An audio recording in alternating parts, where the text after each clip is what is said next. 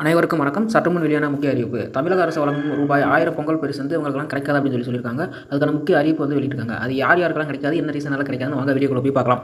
பொங்கல் பண்டிகை அடுத்த மாதம் வரவுள்ள நிலையில் மக்கள் தங்கள் சொந்த ஊர்களுக்கு செல்ல இப்போது இருந்தே பிளான் செய்து வருகின்றனர்.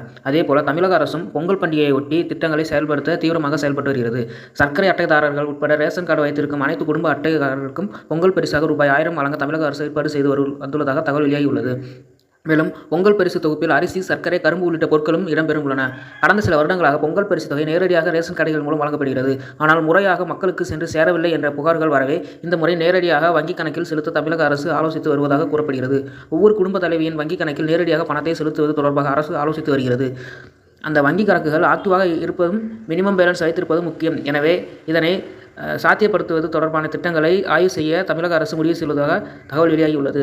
வங்கிகளில் நேரடியாக பணம் செலுத்துவது சாத்தியம் இல்லாத பட்சத்தில் நேரடியாக ரேஷன் கடைகள் மூலம் பணம் விநியோகிக்கப்படும். பொதுவாக இதற்காக சிறப்பு டோக்கன்கள் வழங்கப்படும். இந்த முறை நேரடியாக பணம் கொடுக்கப்படும் பட்சத்தில் டோக்கன்கள் அடுத்த வாரம் 20ஆம் தேதி முதல் வழங்கப்படும் என எதிர்பார்க்கப்படுகிறது. 2022ஆம் ஆண்டு பொங்கல் பரிசில் மொத்தம் 21 பொருட்கள் இடம்பெற்றது. கடந்த ஆண்டு புளி, சர்க்கரை, கரும்பு உள்ளிட்ட பொருட்களுடன் 1000 ரூபாயும் வழங்கப்பட்டது.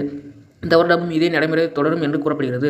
யாருக்கெல்லாம் ரூபாய் வழங்கப்படும்? இந்த ஆண்டு அரிசி ரேஷன் அட்டை வைத்துள்ளவர்களுக்கு, சர்க்கரை ரேஷன் அட்டை வைத்துள்ளவர்களுக்கும் பொங்கல் பரிசு தொகை கிடைக்கும் என்று எதிர்பார்க்கப்படுகிறது. 2025ஆம் ஆண்டு உள்ளாட்சி தேர்தல் மற்றும் ஈரோடு தொகுதியில் இடைத்தேர்தல் நடைபெற உள்ளதால் தமிழக அரசிடம் இருந்து நல்ல அறிவிப்புகள் வெளியாகும் என எதிர்பார்க்கப்படுகிறது.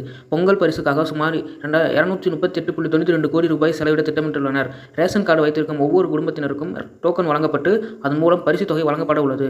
கூட்ட நெரிசலை தவிர்க்க டோக்கன்கள் வழங்கப்படுகிறது. அதில் குறிப்பிட்ட நாளில் பரிசு பொருட்களை பெற்றுக்கொள்ளலாம்.